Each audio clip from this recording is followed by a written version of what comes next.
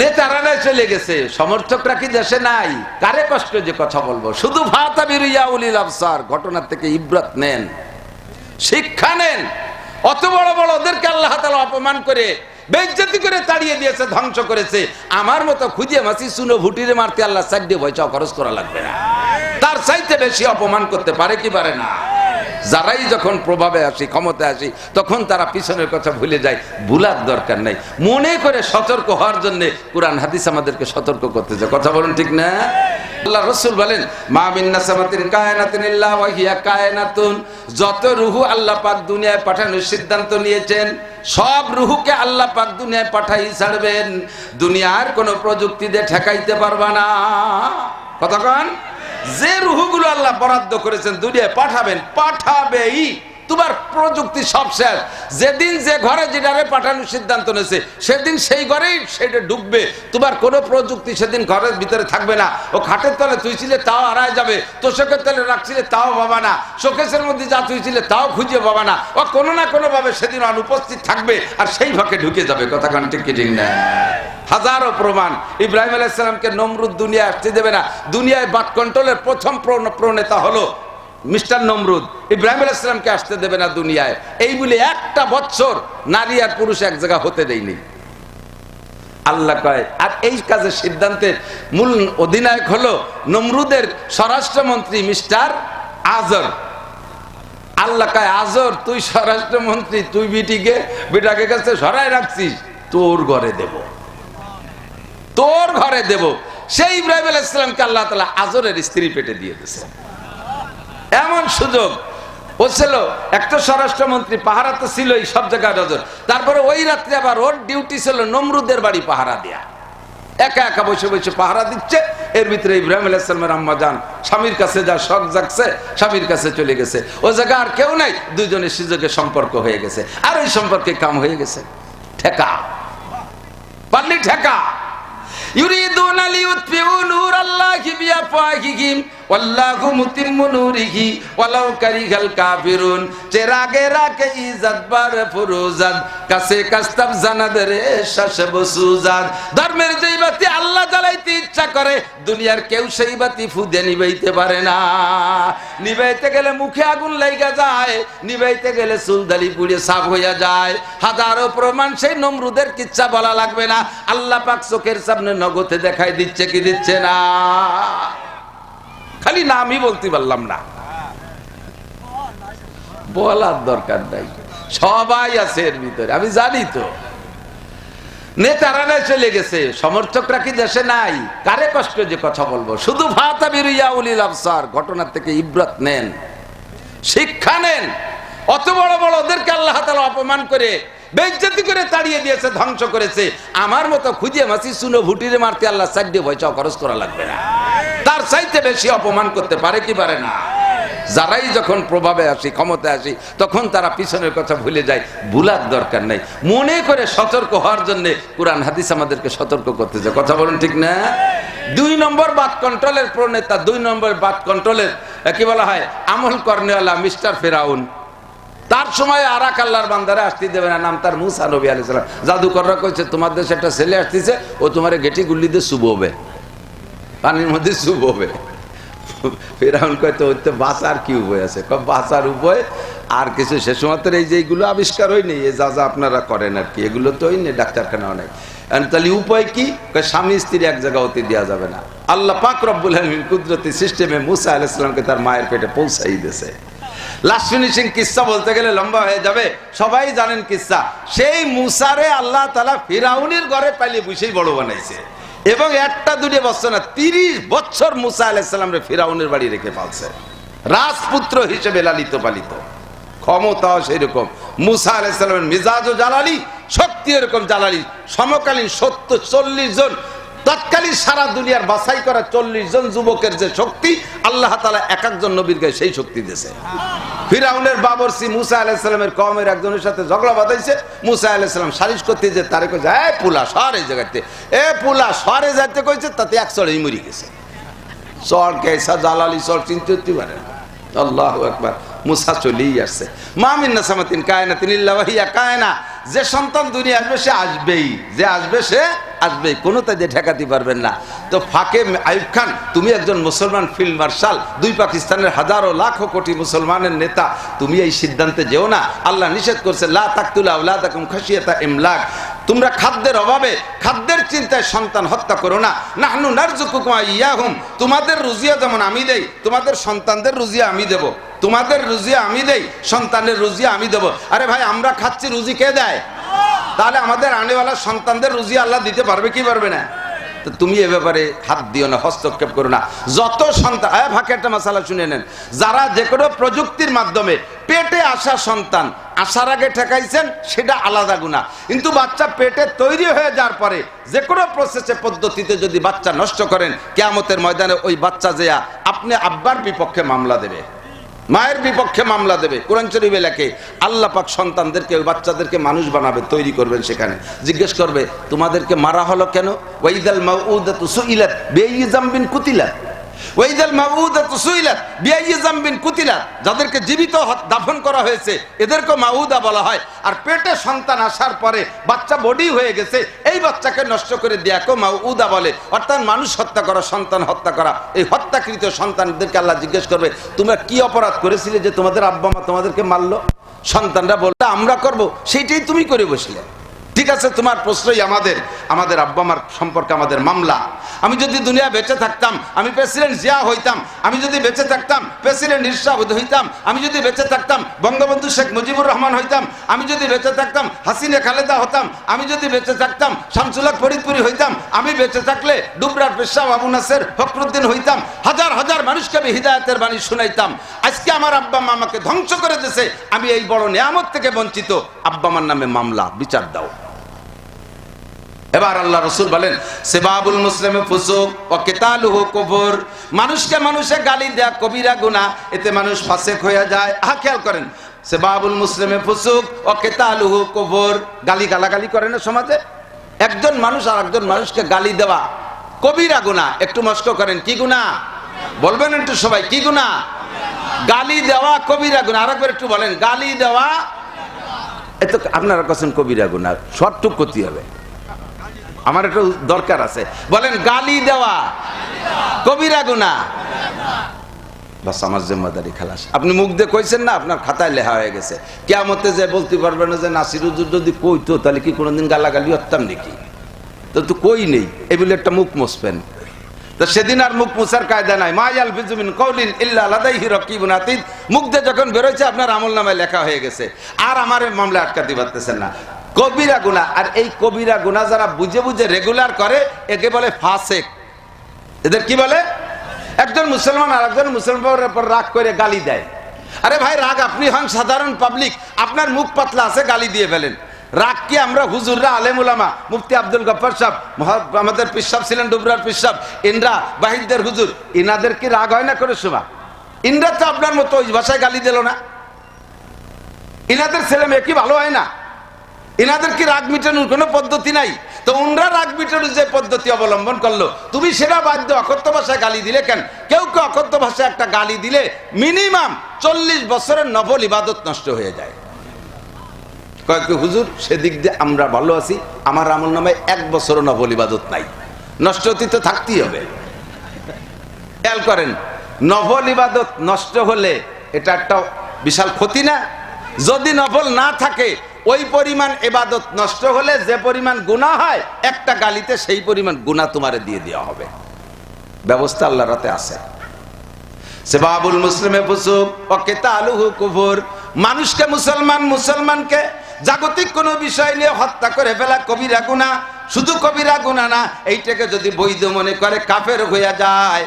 আব্বা মা কিয়ামতের ময়দানে সন্তান নষ্ট করার দায় কাফের হিসেবে উঠতে হবে, কাফের হিসেবে উঠা লাগতে পারে, কাফেরদের সাথে জাহান্নামেও যাওয়া লাগতে পারে। এই জন্য সন্তান নষ্ট করেন না। আল্লাহ সন্তান দেয় নিয়ামত, দুনিয়ায় মানুষের জন্য সবচেয়ে বড় নিয়ামত সন্তান। বোঝেন নাই? খালি একজন ঠিক কইছে আর কেউ টের পাইনি কি কইছি। গরুর দাম বেশি না মানুষের দাম বেশি? কথা কয় না, কত বেশি? একটা গরু কুরবানির হাটে, গাবতলির হাটে বিক্রি হয়েছে, আইডিয়া গরু 26 লাখ টাকা। ধরেন 50 মণ গোশত হয়েছে। ও যত বড় গরু হোক আর যত দাম হোক, ওরে কি আমাদের ইউনিয়নের চেয়ারম্যান বানাবো? মেম্বার, জজ, ম্যাজিস্ট্রেট, পুলিশ দারোগা, শহীদার দফাদার? ও খালি কুরবানির চাঁদে 10 তারিখ পৌঁছতে যে দেরি, ওর জন্য বড় বড় তরবারি বানিয়ে রাখছি, 1 সপ্তাহের ভিতরে ওর বাথরুমই পৌঁছাই দেব, ঠিক কিনা? মানুষের বাচ্চা যত বড়ই আপনার অপছন্দের হোক, অনাকাঙ্ক্ষিত সন্তান হোক, 2টার পরে 3টে নেবেন না নিয়ত করছেন, 3য় আবার গর্ভধারণ হয়ে গেছে, এই ডেরে ভেলানোর জন্য আদা জল খেয়ে নামছেন, কত কিছু করছেন, পড়ে নাই, এটা হলো অনাকাঙ্ক্ষিত সন্তান। জন্ম নেছে বাচ্চাটা, তাও নাক বুসা, জন্মের কালা কাউসার মতো, তাও চোখ টেরা, তাকায় দক্ষিণ দিক, দেখে উত্তর দিক, ঠ্যাং একটা রোলঙের মতো বেহা। তারপরও কি এই অনাকাঙ্ক্ষিত সন্তানটারে আপনি কুরবানির সময় জবাই দিতে পারবেন? পারবেন? যদি আব্বা হন, মা বাপ হন, মানুষের ভিতর থেকে হন, তাহলে সন্তান যতই বেডঙ্গা হোক, কখনো আব্বা মা তারে হত্যা করতে পারে না, ঠিক না? এবার এই অনাকাঙ্ক্ষিতরা অনেক সময় ভালো হয়ে যায়, অনাকাঙ্ক্ষিতটা ভালো হয়ে যায়। এই আগের যেগুলো নায়কের মতো, সালমান শাহর মতো, ওই বরিমনির মতো, এই নায়ক আধ্যাত্মিক জগতের ওগে মতো, যেগুলো সবগুলো দমলা দুশ্য, কিচ্ছু পারে না, বকলে বুতা, ককলি বকয়, বকলি টকয়, সব ক্লাসে ফেল। এই লাস্টের যেটা অনাকাঙ্ক্ষিত বুসাটা, এটা সব জায়গায় প্লাস, সব জায়গায় প্লাস। মাত্র 3 মাসে কোরআন শরীফ পড়া শিখে গেছে, মাত্র কি বলা হয়, প্রত্যেক ক্লাসে 1 ফার্স্ট, 2 ফার্স্ট, 5 ফার্স্ট, আইএত ম্যাট্রিক এ প্লাস পাইছে, তারপরে আইএতে যে ফার্স্ট ক্লাস, তার বিয়েতে ফার্স্ট ক্লাস, সব জায়গা লাস্টে যে ইঞ্জিনিয়ার হয়ে গেছে সেই বুসাটা। কতক্ষণ হতে পারে কি পারে না? পারে কি পারে না? তাহলে যেই গরুর বাচ্চাটা কুরবানি পর্যন্ত তার হায়াত শেষ, সেই গরু, সেই বাচ্চা জন্ম দেয় কিসে? গাইতি। গাই না, নাকি মানুষের পেটে হয়? তা সেই গাইটা কেনেন আটের কি দেখিয়া? 3 বছর পর একটা বাচ্চা হবে, সেইগুলো দেন, তাই কয়? বছর বিয়ে নেই, 8 মাসে হলে আরো ভালো। গরু গরু পয়দা দেয় যেই মাতে, সেই মাটা কেনেন বছর দিয়ে এনে দেখে। আর এত বড় দামি মানুষ পয়দা দেয় যেই মাতে, সে মাটা কেনেন সারা জীবনে 2 পয়দা দেয়, তাই দেখিয়ে। আপনি কত বড় নির্বোধ, কত বড় আনাড়ি আমি, কতক্ষণ? আল্লাহু আকবার। তো আমাকে ওই সিদ্ধান্ত নেওয়া যাবে না। আইয়ুব খান যখন বলছে সদস্য কোরআন শরীফে বুঝাই দেওয়ার পরে, আইয়ুব খান এবার সদস্যরে বলতেছে, মৌলভী শামসুল হক আপ পহচানতা হয় মাই কোন হো? চেনেন আমি কে? আপনার কাছে প্রস্তাব দিয়েছি, আপনি এভাবে ডিনাই করেন আর বিভিন্ন দলিল পেশ করেন, চেনেন আমি কে? সদস্য বলেন, হ্যাঁ মাই পহচানতা হো, আপকা হি है, फिर भी आपका ही है, তো খুব বলো, আমি তো চিনি, তারপরে আপনি একটু বলেন আপনি কে? आइब खान बोलते से, मैं फील्ड मार्शल आइब खान हो, पूरे दुनिया के अंदर एक फील्ड मार्शल है, वो मैं हो, और मैं 2 पाकिस्तान के प्रेसिडेंट हो, मशरकी और मगरबी पाकिस्तान के फील्ड मार्शल प्रेसिडेंट मैं आइब खान हो। उर्दू तो बांग्लार काछाकाछि टेर पाচ্ছেন, আমি 2 পাকিস্তানের প্রেসিডেন্ট, সারা দুনিয়া একটা ফিল্ড মার্শাল, তা আমি আইব খান। আমি আপনার প্রস্তাব দিলাম, সহজে মেনে নেবেন, আপনি নিলেন না। হুজুর বললেন, আইব খান आप क्या कहना चाहे थे, फिर भी कहो। পরে যখন সদস্য দুর্বল হয় না, গোপনে একটা চেক লিখে তল দিয়ে ধরাই দিয়েছে, হুজুরের মধ্যে 3 লাখ টাকা আছে, ওইটা একটু নিয়ে মাদ্রাসায় খরচ করেন, আর আমার এখানে একটা সই দিয়ে দেন যে বাদ কন্ট্রোল জায়েজ। পাকিস্তান পিরিয়ডের 3 লাখ মানে এখন 300 কোটি টাকা, ঠিক না? তাও সমান হবে না, বেশি হয়ে যাবে। আল্লাহ, সদস্য अर्चाटा धोरिए शेख खंडे धोरे टाइम दे सीढ़े फैला देखा, आइब खान तू बैल बकरी खरीदने को आया है, समझता है कि मैं शामसुल हक बैल बन गया? तुम की गरु छागल किनते आइছো আর আমারে শামসুল হককে গরু মনে করতেছো?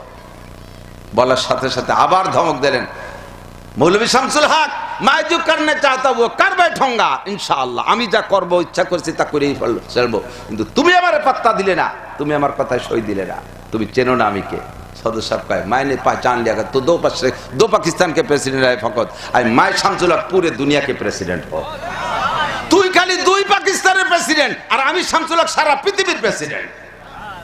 আমাকে আল্লাহ তাআলা গোটা জগতের জিম্মাদারি দিয়ে পাঠাইছে মুসলমানের ঈমান আমল ঠিক রাখার জন্য, আর তুই আমারে ধমক দিচ্ছিস।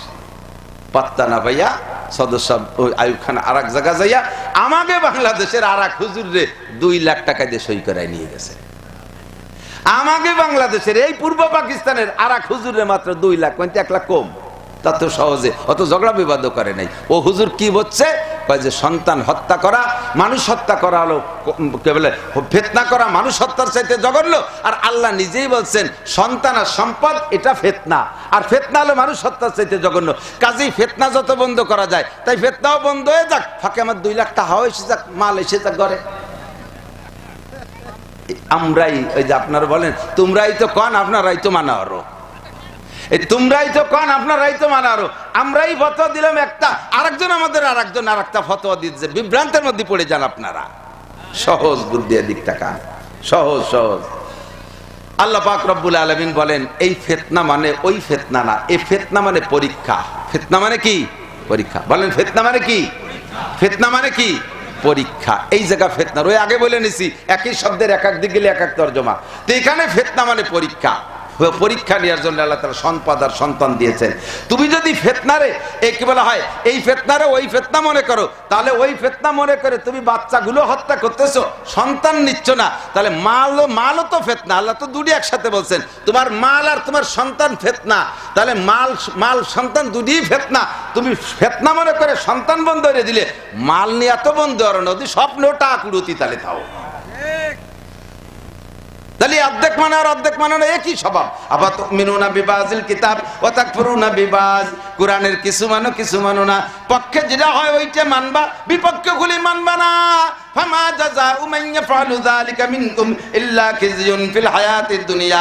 এই সাইজের মুসলমান যদি তুমি হও, দুনিয়ার জিন্দেগিতে তোমার অপমানের শেষ নাই, দুনিয়ার জিন্দেগিতে অপমানের শেষ নাই। ফামা জাযাউ মান ইয়াফআলু যালিকা মিনকুম খিজিয়ুন ফিল হায়াতিদ দুনিয়া ওয়া ইয়াউমাল কিয়ামাতি ইউরাদ্দুনা ইলা শাদ্দিল আযাব। ইসলামকে মানলে পূর্ণ মানো, 50-50 ভাগ করতে পারবা না। পক্ষে যেটা পড়ে ওইটা খাই, বিপক্ষে হলে খাই না, পক্ষে যেটা পড়ে ওইটা নেই, বিপক্ষে হলে নেই না, তা হবে না। যদি তুমি ফিতনা মনে করে সন্তান বাদ দাও, তাহলে ফিতনা মনে করে মালও নেওয়া বাদ দাও। ওদিকে দেখি তুমি টোন মারো, মন মারো, রাস্তা মারো, খাল মারো, বিজিএফ কার্ড মারো, পঙ্গু ভাতা মারো, বয়স্ক ভাতা মারি খাও, রাস্তার পিস খেয়ে বেলায় দাও, কুয়া খেয়ে বেলায় দাও, তারপরে কারেন্টের তার খাম্বা সহ গিলে খেয়ে বেলায় দাও, ফ্যাসিলিটি বিল্ডিং মারিয়ে দাও, বাজারের ভিতরে সাইডে পায়খানা দিয়েছে সরকার, পাকা পায়খানাও খাইয়ে বেলাও। কতক্ষণ? সুদ খাও, ঘুষ খাও, চুরি করো, ডাকাতি করো। বাংলার জমিনের চোকালারা টাকা পায় না, চোকালাকে টাকা কাড়িয়ে করে নে কানাডারে বাড়ি বানাও। কানাডা দেশের নাম কানাডা আছে না, চোকালারা টাকা পায় না, কানাডারে বাড়ি বানায় দেয়। এ জায়গাতে তুমি ফিতনা মনে করে টাকাতে দরজা বন্ধ করো না। কাজেই বোঝা যায় তুমিনুনা বিবাজিল কিতাব ওয়া তাকফুরুনা বিবাজ, তুমি ভাগ করে ফেলাইছো। সাবধান আসো, সন্তান আর সম্পদ দুইটা তোমারে পরীক্ষার জন্য দিয়েছি। সম্পদের সাথে যেমন সদ্ব্যবহার, কিয়ামতের ময়দানে 4টি ইমিগ্রেশন হবে। আমার যুবক ভাইরা শোনো, বৃদ্ধ বাবারা শোনেন, 4টি ইমিগ্রেশন মানে চেকপোস্ট। বিমানে উঠতে গেলে 4টি ইমিগ্রেশন আছে। 1 নম্বরে পাসপোর্ট চেক ইমিগ্রেশন, 2 নম্বরে টিকিট চেক ইমিগ্রেশন, 3 নম্বরে লাগেজ চেক ইমিগ্রেশন, 4 নম্বরে বডি চেক ইমিগ্রেশন। এই 4টে ইমিগ্রেশন, 4টে চেক পাস করার আগে আপনারা বিমানে উঠতে দেবে না। হাসরের মাঠে জান্নাতে যাওয়ার আগে আপনার 4টি ইমিগ্রেশন আছে। 1 নম্বরে আন উমরিহি ফিমা আপনা, 80-70-90 বছর হায়াত পাইছো, কোথায় কোন কাজে সময় লাগাইছো জবাব দিয়ে যাও। 2 নম্বরে আনসাবাবিহি ফিমা আবলা, যৌবনকাল কোথায় ব্যবহার করেছো জবাব দিয়ে যাও। 3 নম্বরে আনমাল, মাল সম্পর্কে ইমিগ্রেশন, মিনাইনাক তাসাবা ফিমা আনফাকা, মাল কোথা থেকে কামাই করেছো, কোথায় খরচ করেছো কয়ে যাও। আসো জি আল্লাহ কামাই করছি, তুমি ও জায়গা আমারে 1 মিনিটের জন্য ঠেয়াই রাখতে পারবা না, এমন কামাই করছি।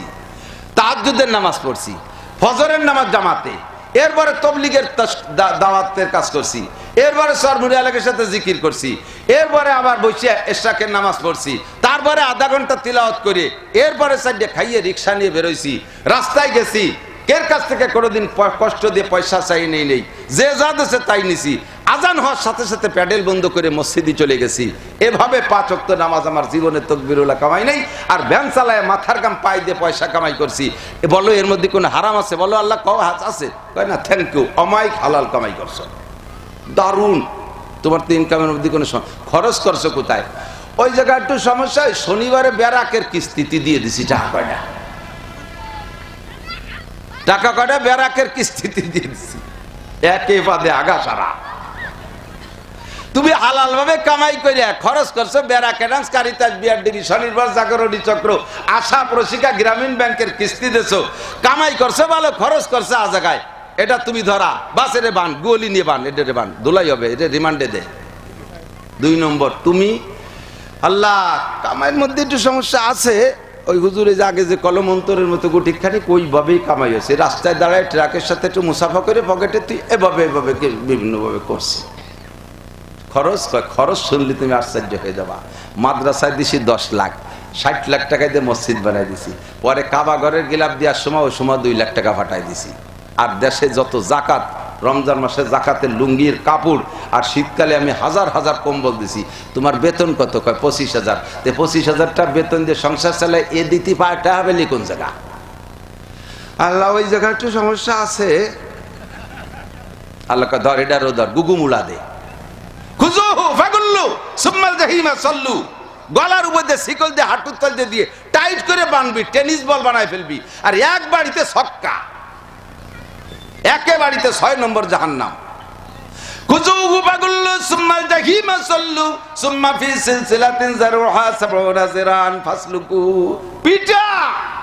কামাই করছিস হাবা যাবা হারাম ভাবে, আর খরচ করছো ভালো জায়গা। লা সাদকাতা মিন গুলুলিন, তোর সুদিয়া টাকা, ঘুচে টাকা, সুরা টাকা, মারা টাকা দিয়ে আমার মসজিদ করার জন্য মসজিদ প্রত্যাশী নয়। আমার মসজিদে 50 তলা দালান টাইস আর বুঝাই পাথর দিয়ে করলো যে নাকি একখান সাবলা কুড়িয়ে ঘর বানায় জুমো পড়লে তাতেও সেই নাকি, ওর মধ্যে কোনো পার্থক্য নেই। তোর হারাম টাকা দিয়ে মসজিদ বানাতে গেছে কোন চোর? সুরা জবাব দিয়ে যা। তো টাকার ব্যাপারে জবাব দিতে হবে, সে জায়গা আপনার দরজা বন্ধ করেন না। সন্তানরা ফেতনা মনে করে দরজা বন্ধ করে থুইছেন, আপনি কত বড় নীতিবান, কত বড় ইনসাফগার। আসেন পরীক্ষা দেন, মালের পরীক্ষা দেওয়া লাগবে, জবাব দেওয়া লাগবে কি লাগবে না? একটু বলেন লাগবে কি লাগবে না?